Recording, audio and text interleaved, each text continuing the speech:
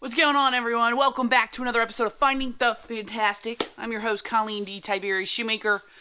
And it's that time where we, look at life. We look at, self-reflection.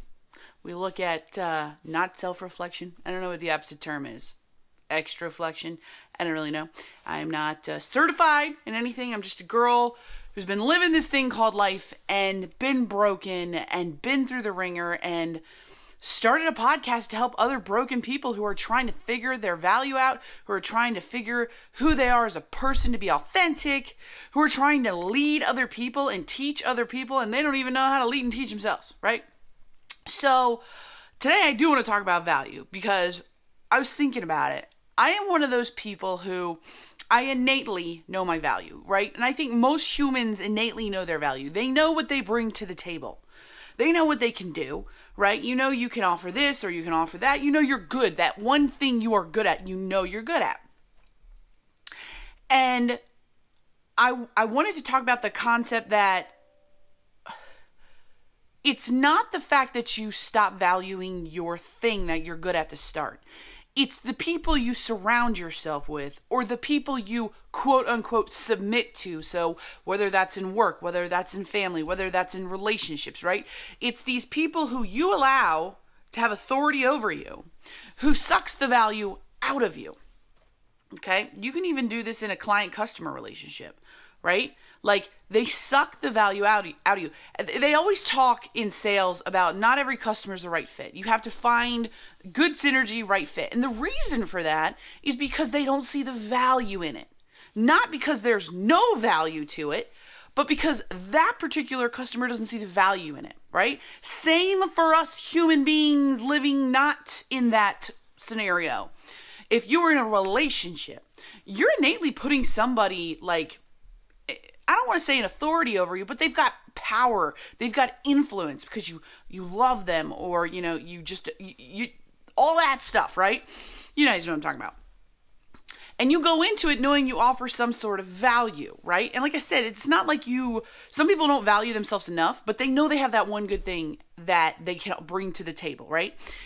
And you go into this relationship and give this person this authority / I'm going to say influence over you. And if you get the wrong person, they immediately start to suck the value out of you.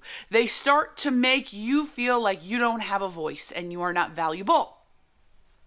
Because they're either selfish, narcissistic, a bad leader, just disrespectful. Like, they don't see the value. Maybe they're just too selfish. There's also that. People are just too selfish, right?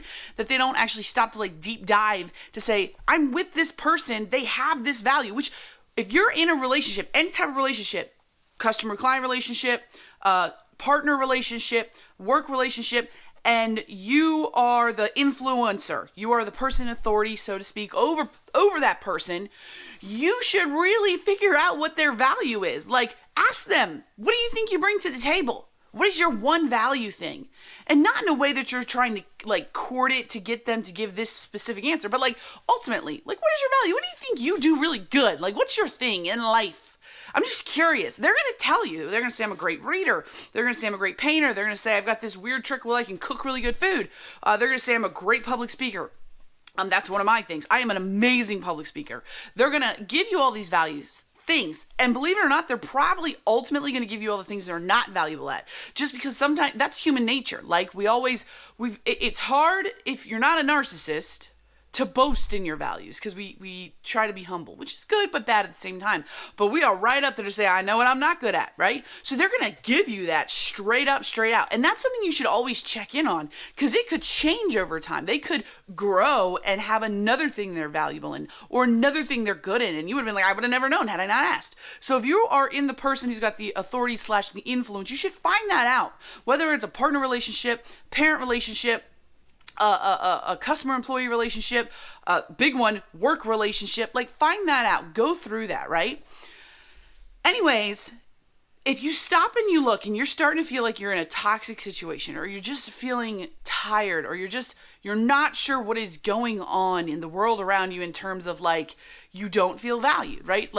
At the end of the day, you're going, I just don't feel valued. I don't feel of value or valued, which both are the same to me. look at the people around you. Are they sucking it out of you? Because you do have value, right? Don't let them take it from you, because they can very easily take it from you and make you think that's not a value thing. And you're like, why did I ever think that to begin with, right?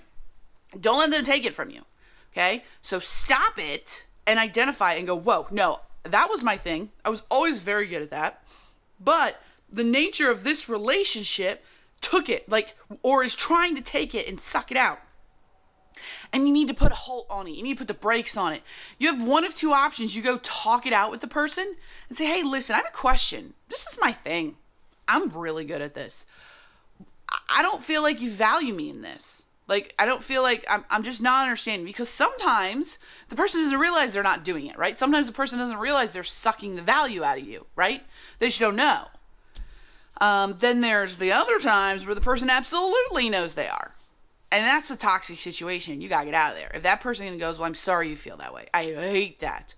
I'm sorry you feel that way. Really? If they come at you like that, I hate to break it to you, you got to get out of that. You got to go, right?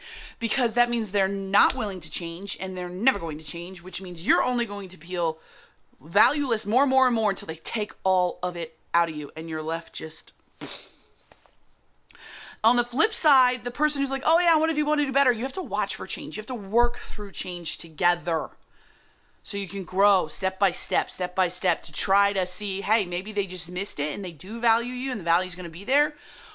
Or maybe it's just not an environment that works for your value, right? So let's say I'm really good at painting teacups. I'm a great teacup painter. That's my value I bring. Well, maybe that person doesn't see that as a value.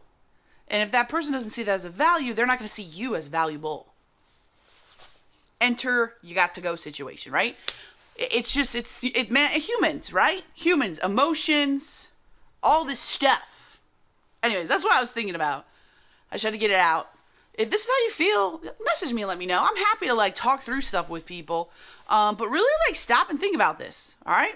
Podcast is going on too long. Just want to throw this out there. Please subscribe. Please tune in. I know I was kind of on a hiatus for a while, trying to work through my own stuff, but please subscribe. Please follow. I'm looking for speaking engagements. If you know of anybody, just let me know. I'll go talk. Yippity yap.